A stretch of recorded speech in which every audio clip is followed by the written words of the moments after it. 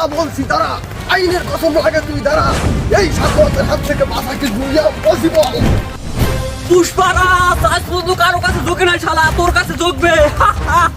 তবে রে শালা।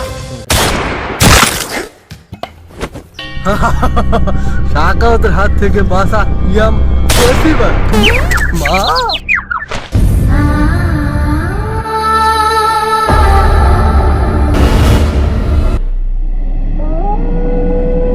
আমি কোথায় এলাম?